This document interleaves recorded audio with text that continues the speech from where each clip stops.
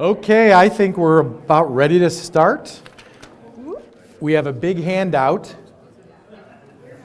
I think it's bigger than last week.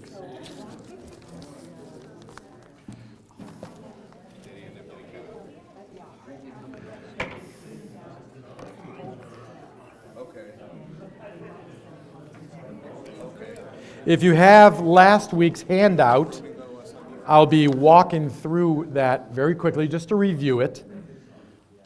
Because this week is it's the second part. It's based on what we went over last week.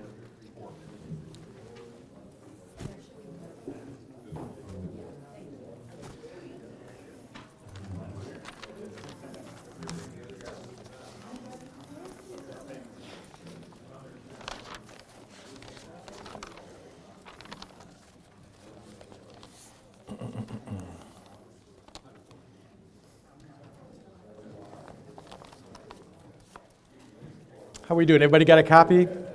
We'll be going over that in about...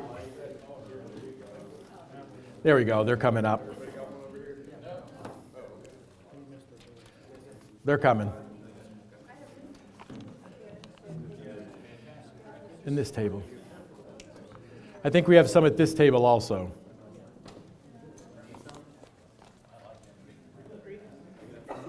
Okay. And I think there's some back on that table and also right there. Thank you. Thank you for distributing those. So last week, to review, last week we said happiness as a human person doing things is being able to do like a baker, being able to know how to read a recipe and putting things together, and that's going to be happiness as a baker. And then we talked about happiness as a baseball player, being able to run and hit and catch and do all that. And if you can do it, you're going to be a happy baseball player. So what's happiness as a human? It's doing the stuff of humans well. It's doing your thinking well. It's doing your willpower well. And it's handling your fight or flight emotions in a good way. So if you're getting into road rage, that's not handling it in a good way, okay? Road rage is a fail, for example, with your anger.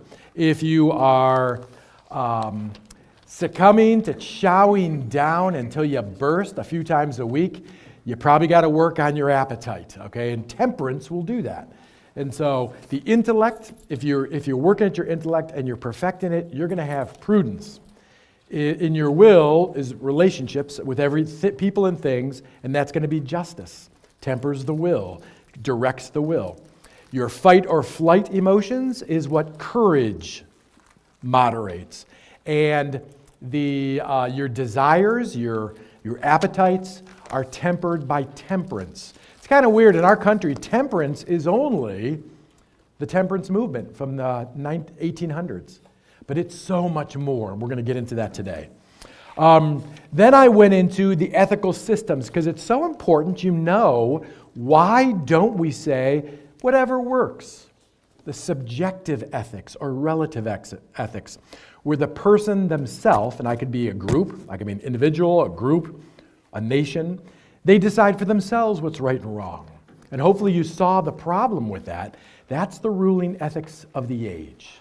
That's what everyone is learning, that whatever you want to call right or wrong is, which means I can torture children, right?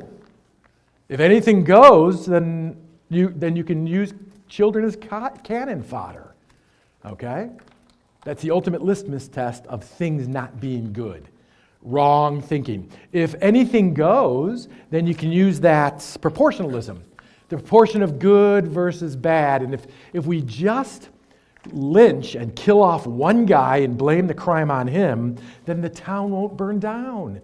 And there's a greater proportion of happiness versus sadness. Isn't that great? People are using that today. That is not the Catholic way. We don't think like that. Subjective ethics, so know and listen for it. It's everywhere. Subjective ethics allows you to do anything you want. What we say, rather, is what's called objective ethics. The object, remember? Johnny does an action. The action is an object. It has its own right or wrongness. To harm a child is wrong. To steal, I don't care what the reason is. We were always given this one. A 10-year-old is close to her dad. She's always in contact with her dad. And the dad is going to blow off an atomic bomb in the city. And so she probably knows where he is. Can you take a plier to that kid's toes in order to get her to talk? No. That's intrinsically evil to hurt that kid, even though the bomb might go off. You may not do it from an objective ethics, because it means it unleashes the monster of whatever you want to do to people. Okay? And that's unleashed already in our country. We're fighting against it. We're trying to have a counter tide. And so subjective ethics are when the subject decides and anything goes. Objective ethics, the action itself has a rightness or wrongness to it. Okay? Basta così on that. The Cicero, that's from like 200 BC, so it's an old thought. And you see the same thought with Martin Luther King in the letter from Birmingham jail. An excellent letter if you haven't read it. And then I brought out this chart, and this is what I really want you to understand. There's human goods, okay? The human goods are the will, the intellect, health and pleasure, wealth and shelter, and life. And we begin looking at everything first. Something that's written on the human heart is do good, avoid evil. Do good, avoid evil. All human beings know this, okay? Now, here's another one. I read one from the Old Testament. Here's a new one. It says, for it is not, this is Romans, it is not the hearers of the law who are righteous before God, but the doers of the law who will be justified. We're just not talk, we're actions, okay? And he says, when Gentiles, so Gentiles are those people who've never heard of the Ten Commandments. When Gentiles who have not the law do by nature what the law requires, they're a law unto themselves, even though they don't have the law. The Ten Commandments was never given to them, okay? They show that what the law requires is written on their hearts. That's the natural law, okay? And so we've got the do good, avoid evil, and it is applied to all those goods. And a very nice way of rounding up and saying, don't cross this line, is the Ten Commandments. It's the natural law, okay? So, next page, and it has this, the eternal law diagram, my handwriting. Don't mock it. I used to teach handwriting, okay? Those kids can't even print today, okay? But, so the eternal law is the mind of God. Do you see that? It's right after that chart on do good, avoid evil, okay? Eternal law, and then there's principles of morality, and that's the divine law, Old Testament and New Testament. And there's natural law. So there's two types, you can say there's two types of natural law. One is that actions written on our heart, and the other is, you can say it's more scientific laws. It's the laws of nature that scientists look at, because that's what science does. It observes material creation. Science cannot put calipers or tests on non-material creation.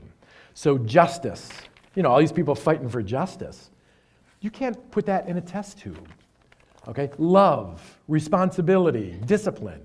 You can't do a test on discipline, okay? It's immaterial.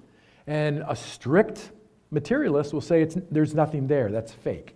And we're like, oh no, there's something there. I know a person who's disciplined and one who's not, okay?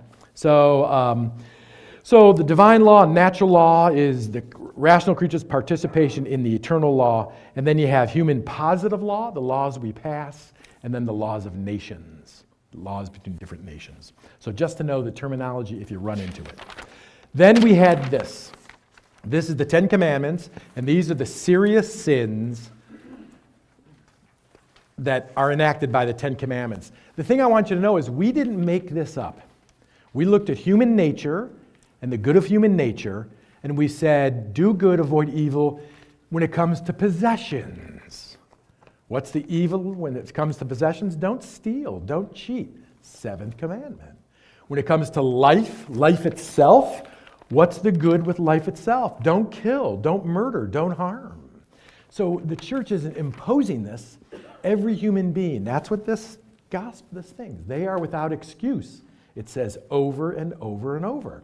Because everyone can figure out this chart.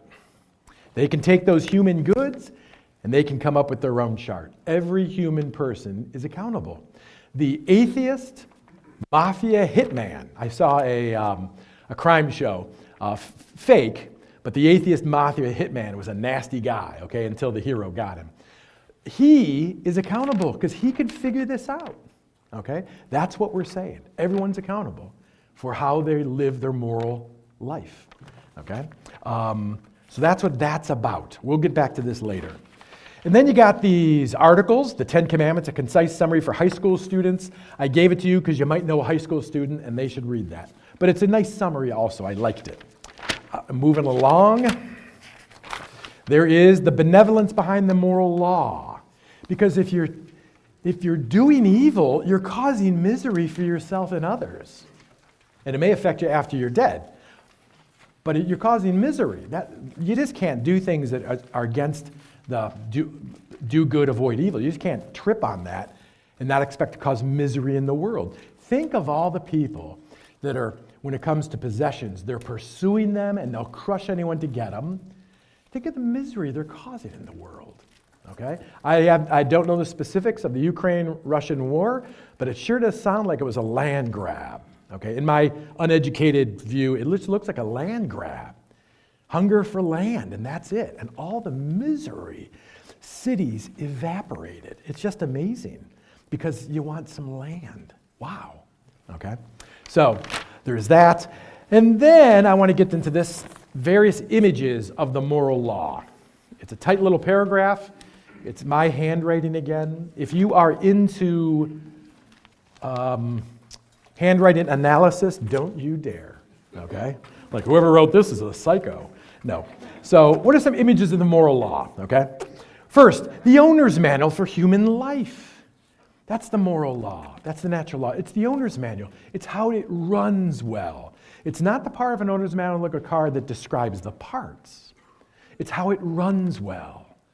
That's the natural law. It's a roadmap. If you're trying to get from this point A, Columbus, to that point B, Cleveland, let's say, I would say, why? But I'm from Cleveland, so I can say that. But it means when you get to 70, don't start taking off west. Okay? No, keep going 71 north. And so the moral law says when you get to the crossroads in your life called steal, don't take that. When you get to another crossroads called harm, through anger up to even murder, don't go that route. That's going to really take you off, and you don't know if you're going to get back. So it's a roadmap. The moral law is a roadmap. 3, we have these desires. I want to grow in independence. Well, what the moral law says, that's okay, young folk. If you want to grow in independence, stretch your wings, but do it in a way that doesn't dishonor your parents.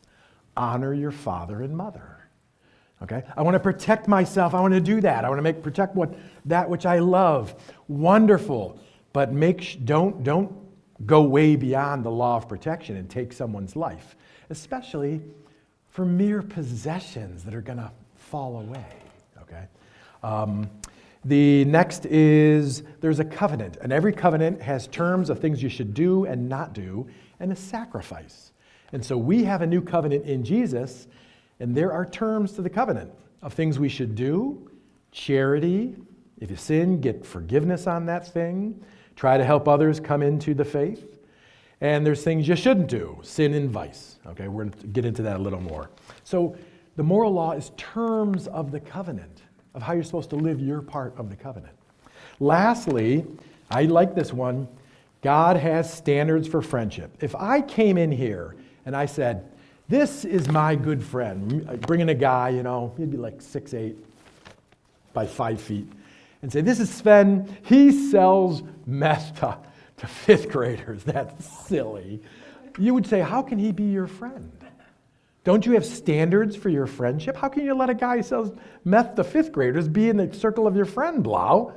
There's a problem here. And you do the same. You have people, it's like, whoa, I'm not going to have this guy be my friend. Okay? You have standards for friendship. I know you do. Everyone does. Okay? So does God. And these actions, okay, especially that actions on that one table, they're really bad before God. And they cancel our friendship with him. I think it's the best way to think of it. Sins can cancel friendship with God. Then let's see, and I think that is it. So that's last week. Okay. Now this week, and what I want to do is I just want to blaze through it because there's a lot there. First, that very first page, and did you see what I did? I numbered the pages, okay? Oh, stroke of genius there. I numbered the pages. So on page 1, these two, page 1, front and back, this is for your study. That's all it is. If you go to 1691 in the Catechism, 1691, it's the 10 Commandments. And every commandment says, don't do this, but every commandment says, but you got to do this. And so it's bringing out that avoid evil, and it'll list what this commandment says. Like, thou shalt have no false gods before me. It'll list what that is, okay? But also that means there's other things you got to do. And so that's the way that this catechism, there's others through history, but our catechism has things that you prohibit and things that it enjoins, saying you got to do this. And there you go. I recommend take it home, get your catechism, look up 1691 and following, okay? And read through, and for each commandment, write down what it prohibits and what it enjoins. Okay? Basta così, enough on that. Next, it's a Bible study on the virtues. The virtues are good human living. They're living human well. They are powers, prudence, justice, temperance, fortitude. They're spiritual ones, faith, hope, and charity. And if you're living them, it's like being the awesome baseball player. You're living well, and it will bring you happiness and joy. Okay? You see, our faith is not just, oh my golly, don't break fifth commandment. Don't break sixth commandment. Oh no. Our faith is more, hey, do these things. Live awesome human living. Be an example, really, that's it. Be an example for others. Cutting edge living, that's what we're about. Not just avoiding things. After a while, I hear about these people that are really saintly, they're not worried about the sin aspect. They're worried about the charity aspect. That's really what occupies their time. How can I excel in excellence? Because that's what we're about. The next one, a Bible study on vices. So these are all the vices, vice lists in the New Testament. And so you just look up those passages and write down what are the vices is, because these are the things we're trying to avoid.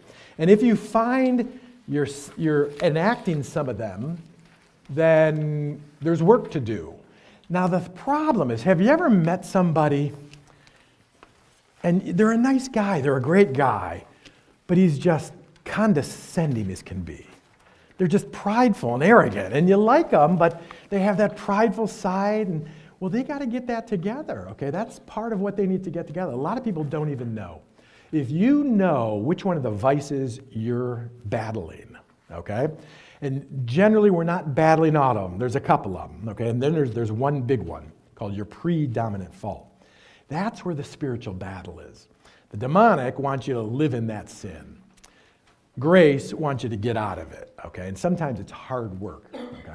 So we'll be going over that, of how to do that in this study, but in a few more minutes.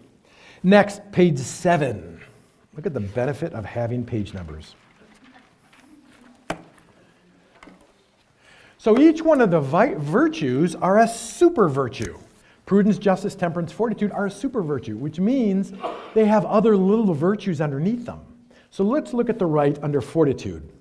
Fortitude is strength under fire. It's the best way to put it. It's courage. Strength under fire. So when magnificence, if there's something that great needs to be done, could be small, could be great, the person that has fortitude under the form of magnificence steps forward and does it. We need people with magnificence in the church, Magnificence isn't magical. It's people that are ready to do things.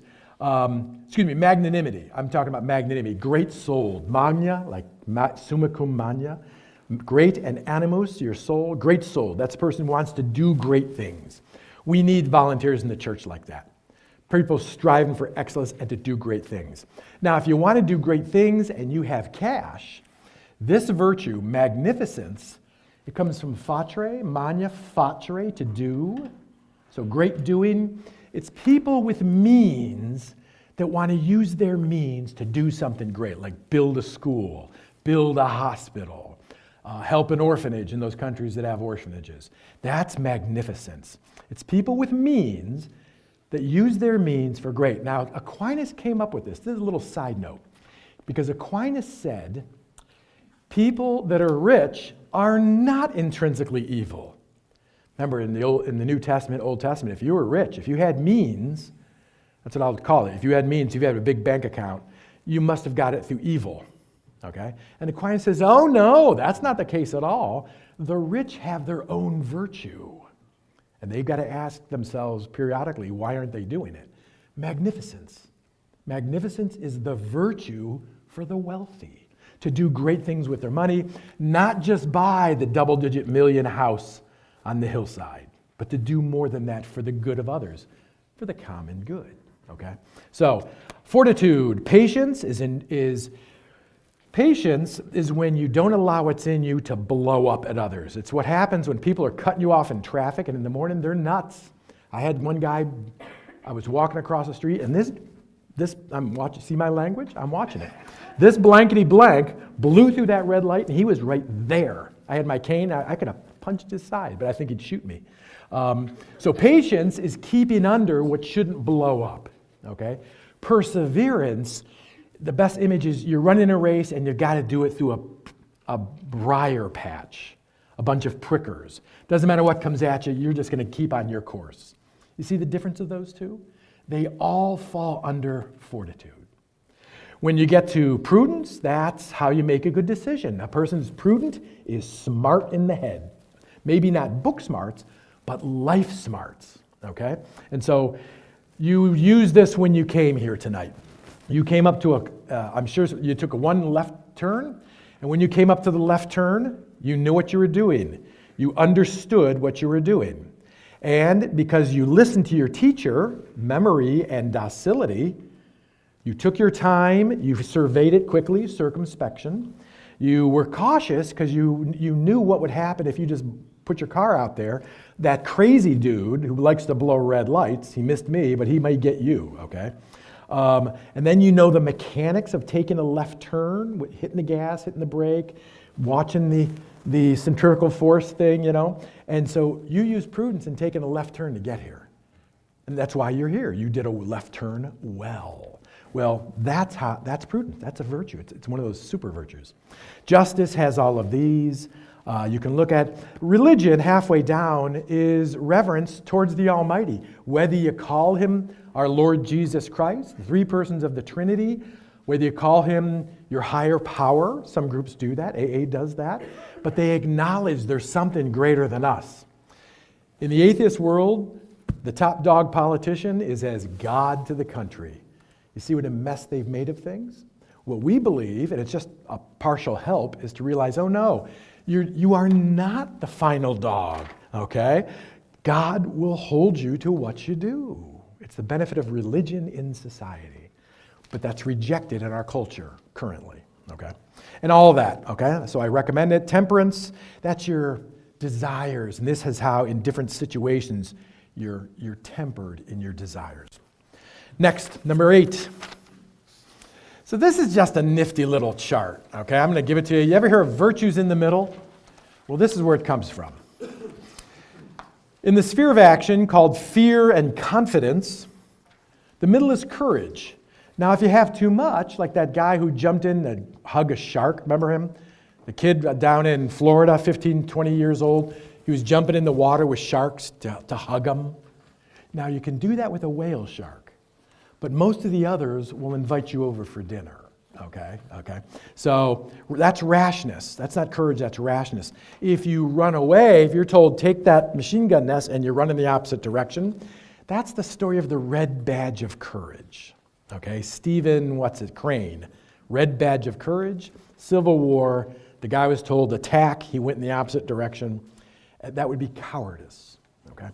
Next, temperance, pleasure and pain, regard temperance and pain. The virtues in the middle, temperance.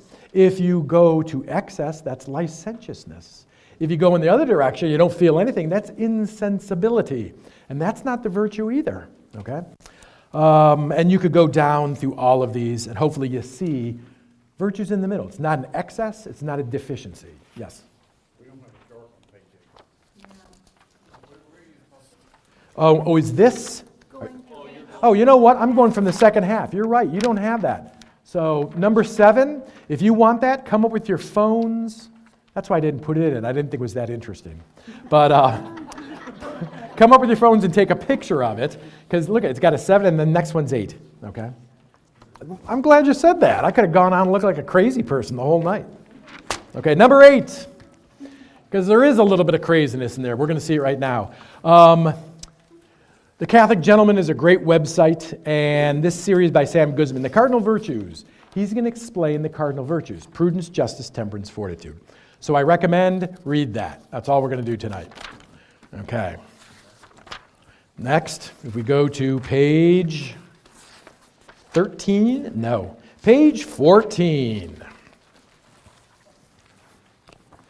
So page 14, this is a habit tracker. If you see something and you want to grow in a virtue, especially after reading that article on prudence, justice, temperance, fortitude, this is how you track it, okay? This is, you get your habit, don't do too many, but this is 30 days for 12 months. There's a whole year that you can do here. If you did the habit, check it off, okay? And every 10 times you do a habit, you get to have a cookie, okay? Or a candy bar, whatever you like, okay? But it's a habit because the virtues are actions that you repeat over and over and over again, and they become habits. Start small, okay? Start small. So, example of justice would be complimenting people. If you know someone's complimenting, when you compliment, check it off. I'm going to compliment more people. I'm going to do more chores, okay? More chores in the house than I need to. Take the load off someone else. I'm going to do that. Every time you do more chores, it's a generosity thing. It's generosity, which is under one of those virtues.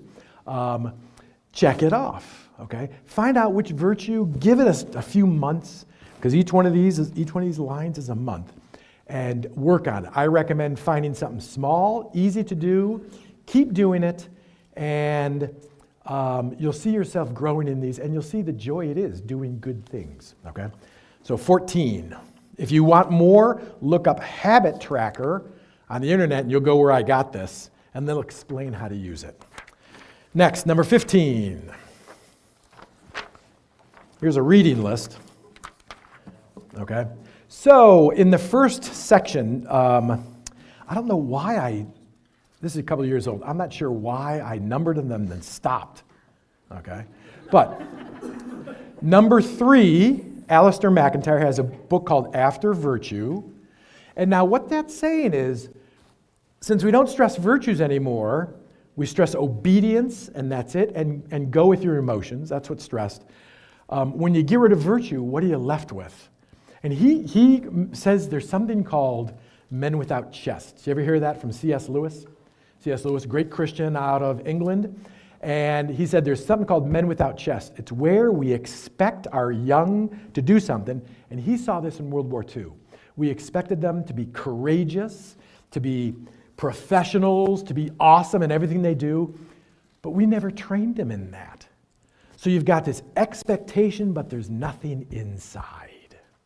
Because what should be inside are the virtues. Raised, prudence, justice, temperance, fortitude, and all those parts, okay, of those. So that's a good one. Number 7, memorize the faith. Teaches you a way to memorize things in general, and he'll have you memorizing all the parts of them. Then the next one, Benedict Groeschel, The Virtue-Driven Life, and I'll stop there. If you're going to get a book, get Benedict Groeschel, The Virtue-Driven Life. It is 7/8, it's the 9th book down. Maybe Peter Kreeft, the next one, Back to Virtue. After you've tried all the other lunacy, why don't we get back to virtue? Okay, which is character, right? That's the thing that Martin Luther King said. I look forward to the day when we judge a man not by the color of his skin, by the content of his character. Is he a just man or an unjust man? Is he a temperate man or not a temperate man? Okay? Is he a man of fortitude, or is he a man of courage or craziness, brashness? So, Benedict Rochelle or Peter Kreeft in that second section, and you can look up these others to see if they interest you. Page 16.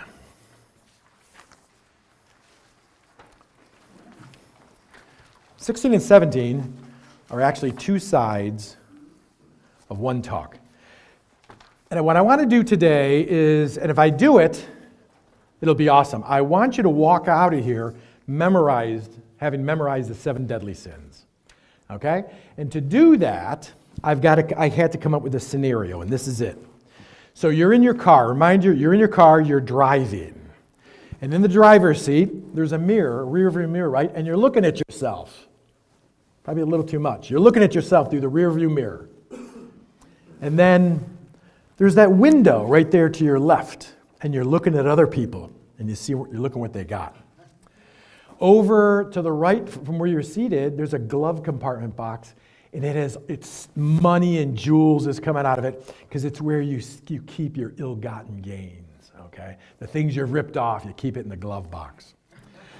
Where the passengers' feet are, there's a whole bunch of coffee cups and candy wrappers and fast food wrappers. Does anyone, when you're on a trip, you just get it and kind of throw it there and just get this? Do you do that? Okay, I live with a guy. It was filled. It was flowing over onto the seat. It's like, you pig, fix it, you know? But, so there's a whole bunch of stuff there, food wrappers and stuff from your trips. The person sitting to the left of you in the passenger seat is sitting a little too close, okay? Like, come on. Next, in the back seat is a baby that's sleeping in back, a cute little bambino, and right next to him is a backseat driver. Have you ever actually driven with a backseat driver? They may have been in the front seat. Okay? They can drive. I saw a couple ribs get jabbed. Okay? So let's look at this. Rear view mirror, pride. You're looking at yourself. You're trying to excel. Pride, rear view mirror. Okay? The side mirror, looking at others, envy. Glove compartment, avarice, greed, but avarice. That's greed. All the food wrappers reminds us of gluttony. The person sitting a little too close reminds us of lust. It reminds us of it. That's we're using it, okay? The sleepy baby, sloth. Sleepy babies aren't slothful. You got to really be an adult to be slothful, okay? It's probably the national pastime. Okay? Sloth is not doing what you know God wants you to do. That's really what sloth is. And then W, backseat driver, is wrath.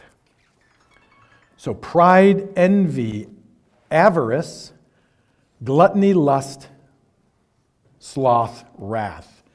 So if you look at that car again, mirror, pride, window, envy. And there's a little story to help you remind it, right? Glove compartment, greed or avarice, the same word.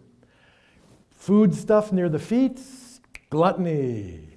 Person sitting too close, lust. Sleepy baby, sleep sounds like sloth. And an angry person in the back seat, wrath. And then you go backwards, right? Because this is called the Roman room method of memorizing. And so you can go wrath, sleepy baby, lust. What's on the feet? Gluttony, greed or avarice, okay? Envy, pride. You went forward and backwards, okay? So these are the things that most people deal with, okay? I doubt there's too many here who are saying, Lord, every night you go and you say, Lord, for my sins, I'm sorry today. And you go, fifth commandment, thou shalt not kill. Who did I kill today? Not too many people here is doing that, okay? Rather, who did I get angry with and blow my top at? Who did I use language I shouldn't? That's much more what we're getting after. It's not as serious as murder, okay, or pummeling someone into submission. But those are the 7 deadly sins. Now, under each one of them, those are each genus. Under each one of them are different species. So let's look at pride. Pride, they manifest themselves in different situations. The way to think of this is the 7 deadly sins metastasize. They get into other areas of life and they ruin it. Okay? And so, presumption. Oh, I can do this and they'll still be my friend. I can act like a real jerk and they'll still be my friend. That's presumption. We can do it with God too. I can do this sin and you've got to be my friend. No. Okay. False humility. I love this one. And you hear it once in a blue moon. Oh, I could never. Imagine me saying this to any one of you. I could never stand before a room and talk. Oh, I'd be terrible at it. Now, if you're a person with a good heart, you're going to go, oh, no, Father, you're good. You're good. You're good at that. You see what I just did? I just elicited a compliment out of you. False humility tries to get a compliment out of you. It's kind of cool, okay? And it's pride, okay? It's pride. It's kind of cool. It works like that. That's the human psyche. Hypocrisy. Hypocresis. Hypo is behind. Cresis is the mask in Greek. So you're behind the mask and you're saying, yeah, you should get up and exercise every morning at 5. I do. 5 to 6 every morning. I'm up. I'm shooting it. I'm doing it. I'm making it happen. Lie. Okay, I'm not going to get up at 5. Does the world even exist at 5? So it's putting a false phrase. Now, if I say, I want y'all to take vitamins every day, I think it's a good idea. Now, I try to, I fail a lot. But I think you ought to take vitamins. That's not the same because you're admitting you don't do it, okay? So hypocrisy. A lot of hypocrisy out there, okay? Eccentricity, singularity. I'm not like the others. I'm going to do my own thing. No, actually, you are like the others. You're pretty much like everybody else. Every once in a while, you'll see it. We had someone who during Mass they were doing the Rite over at St. Leo's. They were doing the Latin Rite in the middle of our Mass. So they were standing up and sitting down and doing all their stuff. Completely different from everyone at Mass. They were being eccentric. They were being singular, okay? And that's part of pride. I'm not like the others. You got to watch it whenever you say that, because frankly, you probably are, okay? Boasting, giving your resume too much. We all know people like that, right? So one thing that I think to be careful of is, part of boasting is one-upmanship. You know people that one-upmanship, we could all fall into it. I went skiing in Vail, Colorado two months ago, and I did great. Oh, that's awesome, but I went skiing on Mount Everest, and it was great, Liar, okay? Vainglory, it's worrying too much about the perfections. If you're pretty, if you're handsome, awesome. But when we're too concerned and we try to present it too much, okay? Another word for this is access Hollywood, okay? Vainglory is the sport there. Discord. Discord is an interior virtue. Contention is exterior. So discord versus concord. Discord is I'm just against you. Okay, I'm just against you. I'm a diehard Cleveland Browns fan, and we just it's almost genetic versus Pittsburgh. I'm just against you people, Ohio State versus it's tongue-in-cheek, of course, versus those people up north. But it's like, nothing personal. We just don't like you people from up north, okay? That thing with the M, okay? Contentiousness is people that are always picking a fight. You ever met someone like they're always picking a fight? Like, what's the deal? Why are you picking a fight? That's contentiousness. For some reason, they got to be the top dog. They got to be the top dog in the pack, okay? Obstinacy, stubbornness, we've all run into that, and outright disobedience. That's all species of pride. We're trying to excel ourselves. And you can go down, and all these others are species. So on the bottom of page 16, what are the opposing virtues? The way you fight these is you got to practice the other virtue, whether you feel like it or not. So pride, humility. Humility is how you fight pride, which means be a servant. Do someone else's chores. Help out. Put yourself at the service of others. That's how you kill pride. You may think you are the second place king of the universe, but if you're going saying, hey, can I get anybody else? Let me take your garbage for you. If you're doing that, putting yourself at the service of others, you're stomping down on that pride thing. So, humility. Envy, contentment, count your blessings. Every Sunday, it's a good practice. Count your blessings. You could have built your house in Malibu, right? You didn't. You're here. We're dealing with this stuff versus that stuff, okay?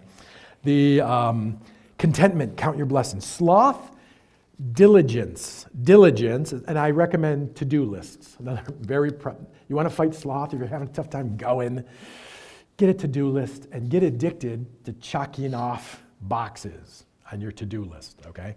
And if you're really having a problem, for every 10 boxes you check off, have a cookie. If that's too much, every 5 boxes you check off, have a cookie. If that's still too much, hey, what the heck? For every box you check off every day, have a cookie.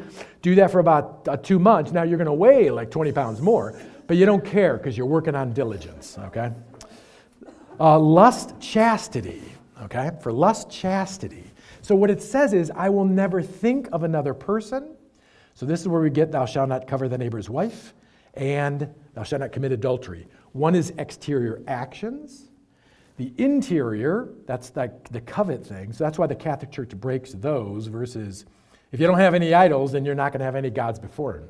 Those are joined, and we break the ones at the end of the 10 Commandments. The Protestant world breaks the first few commandments and then joins these together as if they're the same thing. We see exterior acts of unchastity are different than interior acts of lust, okay, of the obsession with somebody.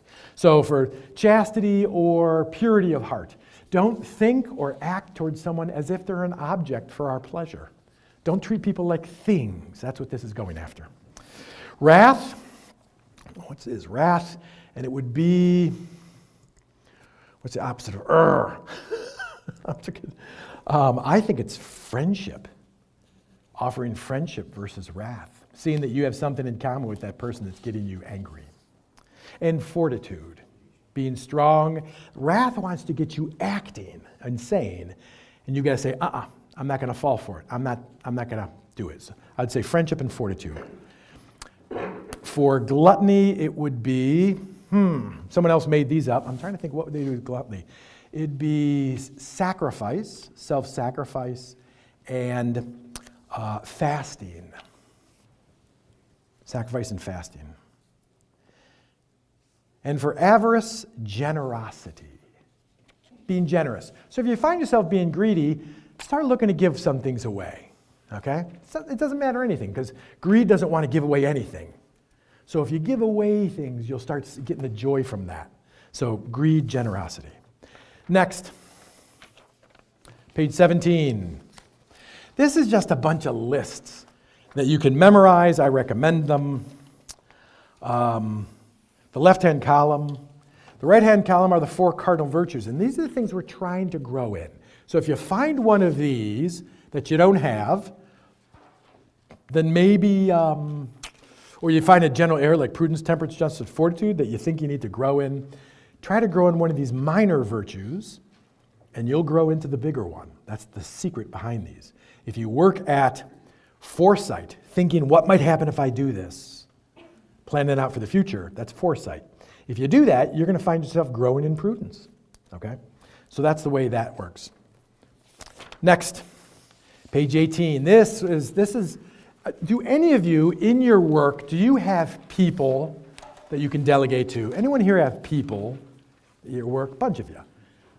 I'm my own people. And that's why this is the second copy of this article. Okay? You got 2 copies of this article.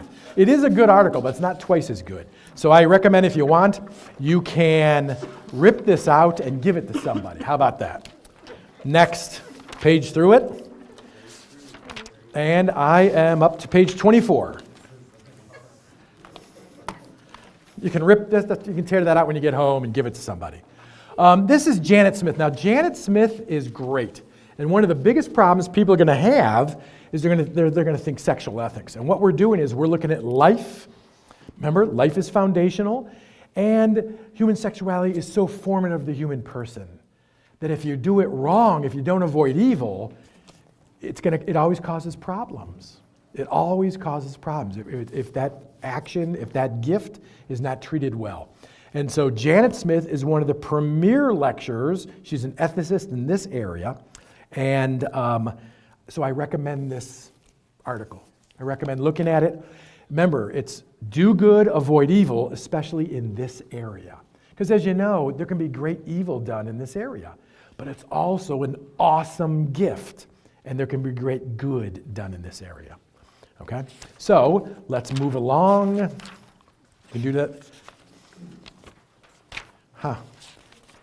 Do I have 2 copies of that too? No.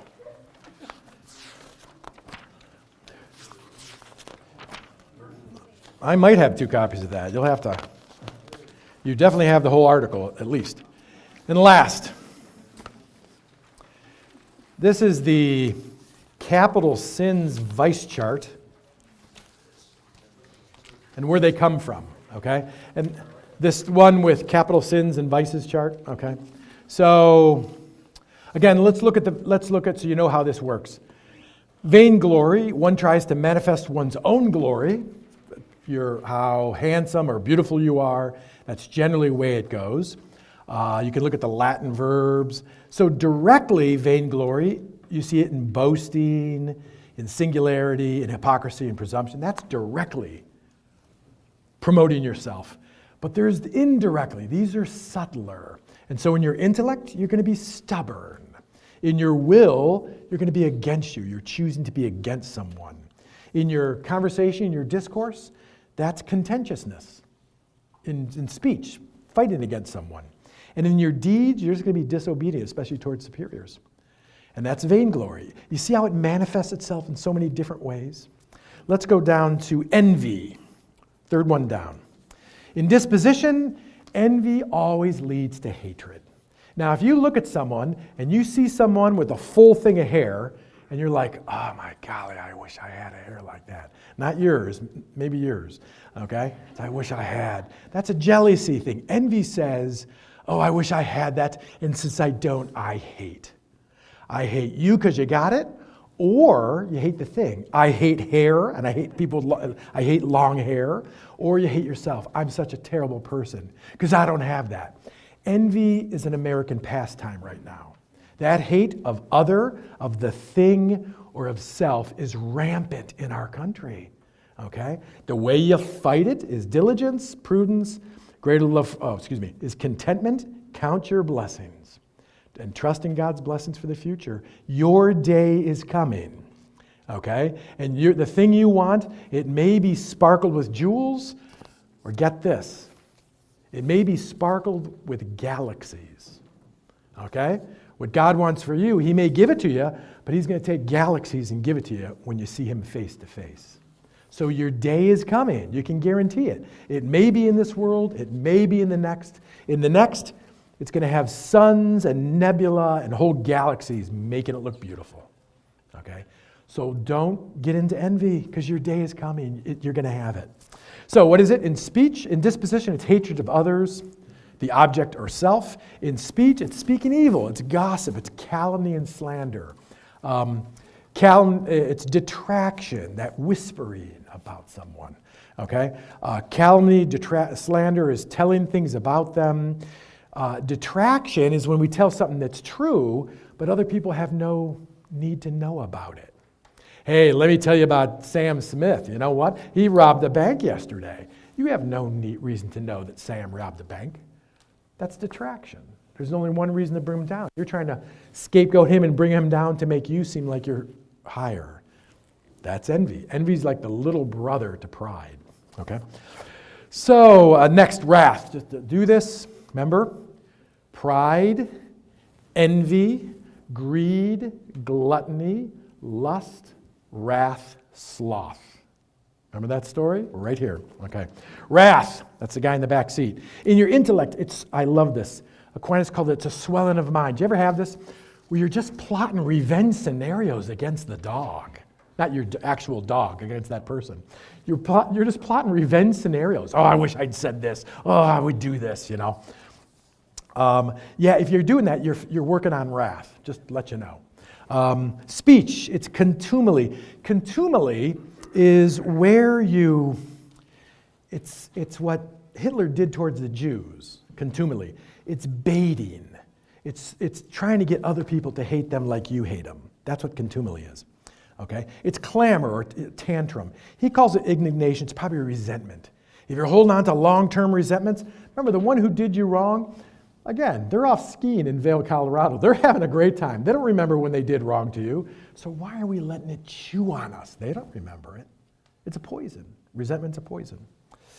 In blasphemy, we can get angry towards God and curse his face, who's been nothing but good to us. Lastly, in action, you get quarreling, you get insult, you can get assault, which is physical action, even unto murder. Page 35, lust. You can look at all the different species of lust there. Gluttony. So gluttony is a neat one, because when we think gluttony, we eating too much. For most people here, you run into gluttony on Thanksgiving Day and Christmas. Okay? Maybe July 4th. You're not packing it in every time. And if you have a vice and you're only practicing it 2 or 3 times a year, that's not a well-developed vice, okay? That's not a problem, I can tell you right now, okay? Gluttony has a lot of other things. So, look at this, the effects of gluttony. On the intellect, it makes you dull. On Thanksgiving, after the big meal, do you want to go and start doing crossword puzzles? No, you just want to sit on the couch, put the game on, and veg and digest. That's what he's talking about, okay? On emotions, gluttony gives us unseemly joy. We can get piggish and no one's laughing. It's the kings and his barons at the table in the movies where they're laughing and telling jokes and tripping the court jester and starting to get kind of bawdy. That's what gluttony does with unseemly joy. Speech, talkativeness, over-talking. Loquaciousness is the formal word. Over-talkativeness. You meet people who do this all the time.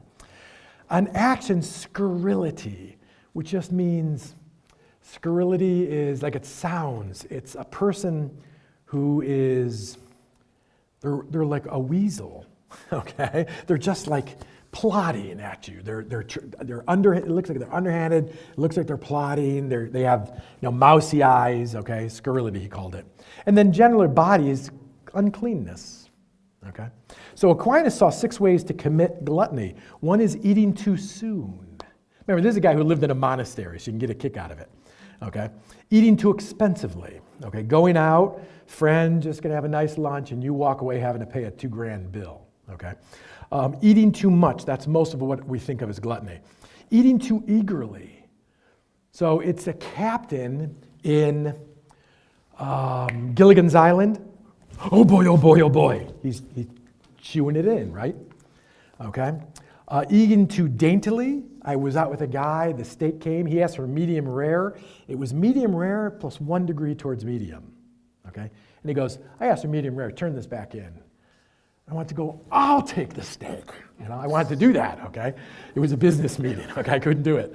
But that's eating daintily. And boorishly, we had a guy like this, and when he was done eating, there was food, scraps and stuff. He picked up his plate, and it was a perfect clean circle, and all around him was nothing but food that had thrown off his mouth as he was eating, okay? That'd be boorishly. That reminds me, so to memorize the 7 deadly sins, you have your car, right? Practice that. You're going to be able to drive with the 7 deadly sins for the rest of your life. Also, how many people here have never seen Gilligan's Island? You can raise your hands high. 2? Anyone else? Okay, God love you. Okay, so. I've seen every episode of Andy Griffith. Okay, oh, wonderful. So I just want to tell you, if you've never seen Gilligan's Island, blessed are you, okay? It kills brain cells, okay? So don't watch it. Don't look and watch it, okay? But the characters in Gilligan's Island are based on the 7 deadly sins. Every doggone one of them. And so, how about Sponge... I've never seen them, but I've seen, clips. Yeah, have you seen SpongeBob SquarePants? Oh, yeah. Except for lust, because they always change lust into just friendship. SpongeBob SquarePants, 7 deadly sins. The original Willy Wonka, 7 deadly sins, absolutely. And lust is what the uncle does as he lusts for the ticket, okay? They never get into the sexual version of lust, just realize that. So Gilligan's Island, who always had a right idea, and if you brought up another idea, he'd talk you down? Professor. Who was always worried about riches? Let's do it, no, Professor. Mr. Howell, greed. Thurston Howell III. Okay, let's go over to who was, I'll get there. Yeah, who was always second rate, would never measure up.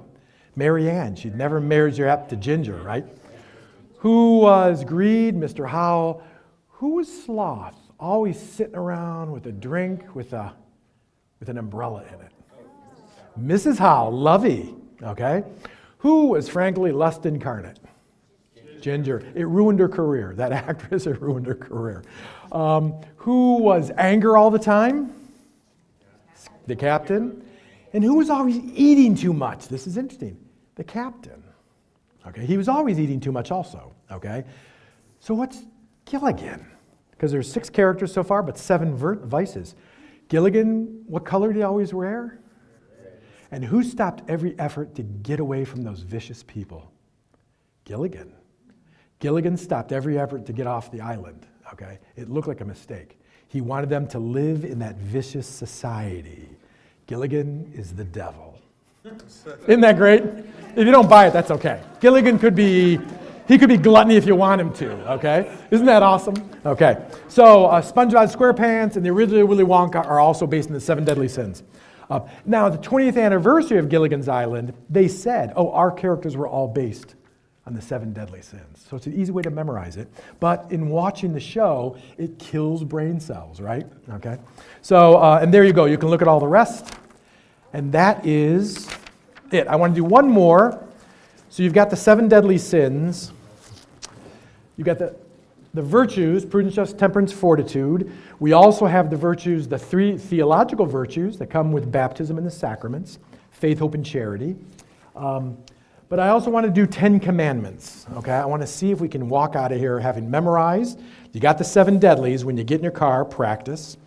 And then meditate and examine your conscience in terms of those monsters, okay? They're us working at our worst, and they steal our joy when we do them. But the commandments, God gave us 10 fingers, like the 10, so we can pray a decade of the rosary without actually having the thing one day. But 10 fingers for 10 commandments. So the first commandment, thou shalt have one God, and him only, right? You can get the words down, but that's generally it, isn't it? I am the Lord your God, you shall have no other gods before me.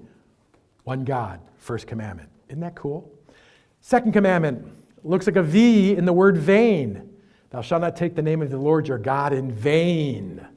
Isn't that cool? 3, that looks like a W, like worship. Oh yeah, we worship on Sundays. Keep holy the Lord's Day. Do you see how it fits? Okay. 4, looks like a salute. Honor your father and your mother. 4, the salute, honor. Also, all just authority. That's really what's also included there. 5, don't do this. Okay? Unless, and this is what you got to love about the church, unless it's a just action of self-defense.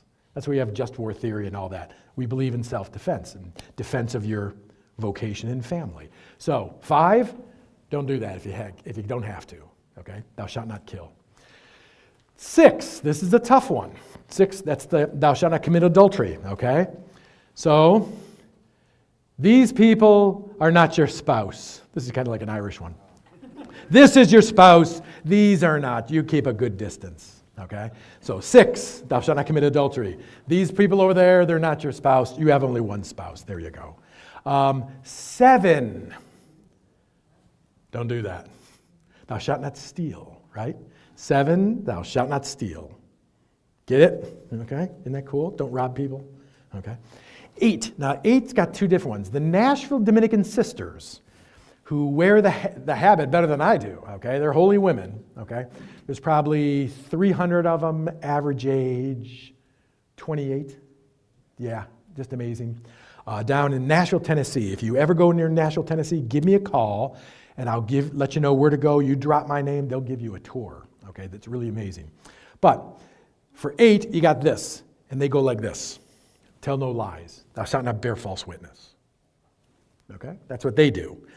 Now, for me, I have a little thing of home. Mom, when she was angry, would cuff us. Okay, she'd give you a cauliflower ear in a moment, you know, and she'd just bash us like a bear, and she'd be like this: bear false witness. Thou shalt not bear false witness. So I remember it this way, but our dear Nashville sisters, Dominican sisters, go like this. Okay, 9.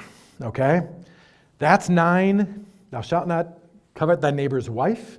So that's an interior thing, right? Versus adultery is all exterior action. That's why we separate those two. So thy neighbor's wife, this is her hair. Okay, that's how bad her hair is. Okay, that's it, 9. Okay, I don't know what to do with that. It works though, doesn't it? Okay, that's her hair. She's got bad hair. Don't cover that hair. And thou shalt not, the 10:1, thou shalt not covet thy neighbor's goods. All 10 fingers covering up something. Thou shalt not covet thy neighbor's goods. So you just go through the numbers. Thou shalt not covet thy neighbor's goods. Thou shalt not covet thy neighbor's wife.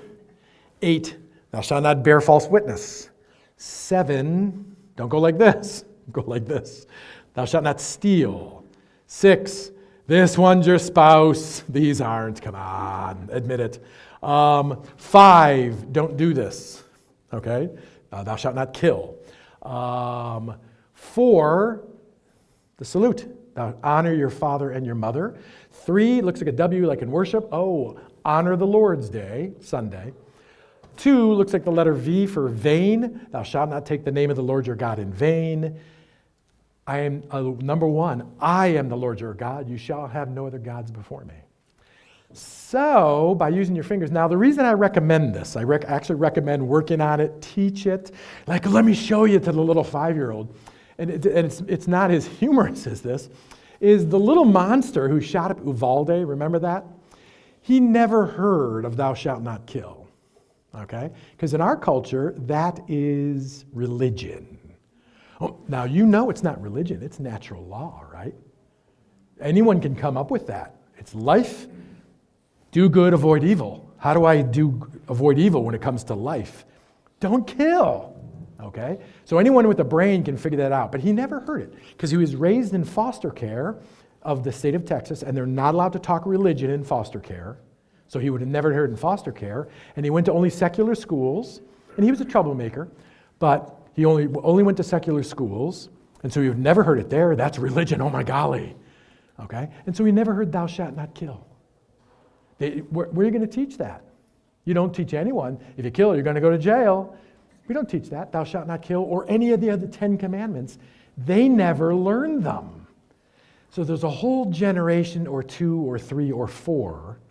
Definitely the boomers never learned it, okay? And on down, and they need to know this. So if you can neat with little fingers, with little 5 and 10-year-olds, and then go backwards from covering, thou shalt not cover thy neighbor's goods, to having one God, or starting at one God and going to cover neighbor's goods.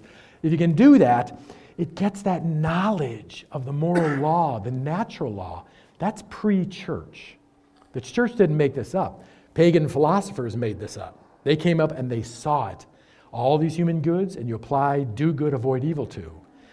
They need to hear it. The next generation needs to hear that these are formative of the human person. They're important. Imagine there's a stealing problem on the coast, right? And the government has dumb decisions. If you can rip off $1,000 as long as it's not up to, if it's over 1,000, we're going to prosecute. Under that, they don't even say don't do it again. They just get out of here. They kick you out.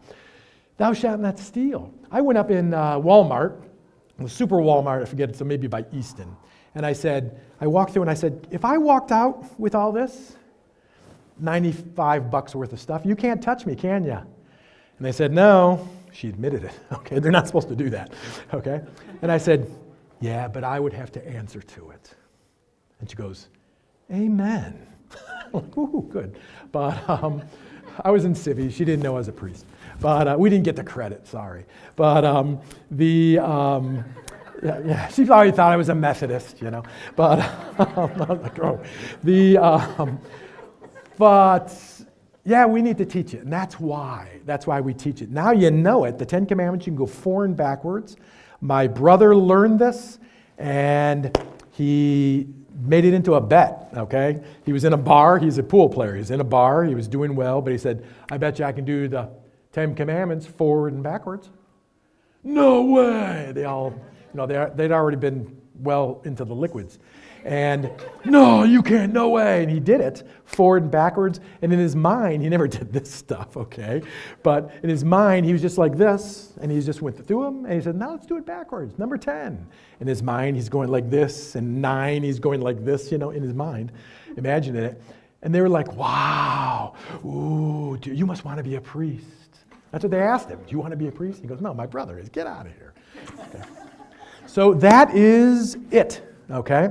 That's it. The big thing is we don't make up the moral law. We discovered this because that thing written on our hearts, do good, avoid evil, when applied to the human person and all the goods of the human person, come up with, in the negative, when you put it in the negative, it's called the 10 Commandments. When you put it in the positive, it's called live greatly, live awesomely, live for excellence, and that's the virtues. It's the same thing. It's just two sides of the same coin, okay? Last thing, and I get you out of here. I was in Barnes & Noble about 2 or 3 years ago, and I was in the self-help section for some reason, looking up what they had, and there was a book called The Laws of Love, and I looked it up, and sure enough, they said, if you love someone, you want to spend time with them. If you love someone, you honor their name and you honor their family. If you love someone, you don't trash their possessions. If you love someone, you want to see them physically healthy, and you would never do anything that hurts them physically. The laws of love, this guy, he never cited it. He was going through the 10 Commandments, and he was taking what's negative and put it in positive form. So the commandments or the laws of love can be stated positively. Just think of what they are with those human goods, and they can be stated negatively, and we call those the 10 Commandments. And the 10 Commandments are like a parent going, don't cross this line. That's that important. That's why God gives us the 10 Commandments, okay? They're short, pithy, and can be memorized. But, so the 10 Commandments, what our society is so afraid of, are really the laws of love, of how to love someone greatly, okay? With that,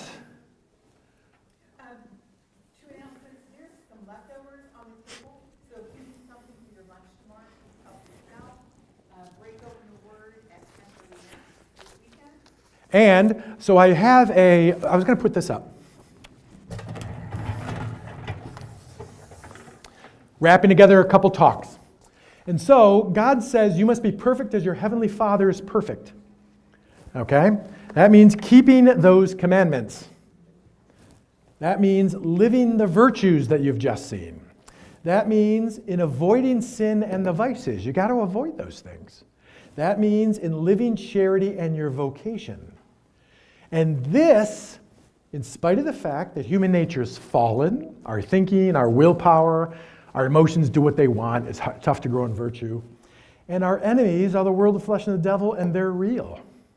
Now you see the need, because that's impossible. Without grace, you can't do it. Without grace, you can't do it. That's why we have the sacraments. So you are steeped and overflowing in grace. You can't do it. No one can. Because that's what we're called to do, but we have fallen human nature and we have enemies, the world, the flesh, and the devil. So that's why grace found in the sacraments in the Roman Catholic Church. That's why we want everybody to come and join us so they can get a handle on this thing called virtue, vice, and grace. Basta così. That's why grace is so important. It helps us live this, and it's God's power. It's not ours. It's His power. He's changing us through grace. Now, this is a Bible study. It has 3 colors, and it is one Bible study that I didn't get in there, and it is on the enemies of our soul, the world, the flesh, and the devil. And so I'm going to leave it out as you go out over here. Grab one, grab a bunch. I bet I have 100 copies, so if you know someone who should have it. If you have a son, a daughter, an ex, you just want to say, you need to do this Bible study, okay? They'll see it, okay? With that, let's close with a prayer. In the name of the Father, and of the Son, and of the Holy Spirit. Amen. Lord our God, we ask you to walk with us. We see what is expected and our inability to meet those demands, Lord, and that is your system. That's what you want us to see. Because you have given us grace, that we may live a virtuous life, that we may fight sin and the vices. steep us, deepen us in your grace, especially in that fight against the world, the flesh, and the devil. And we pray, glory be to the Father, and to the Son, to the Holy Spirit, as it was in the beginning, is now, and ever shall be, world without end. Amen. God bless you. Be careful of these temperatures.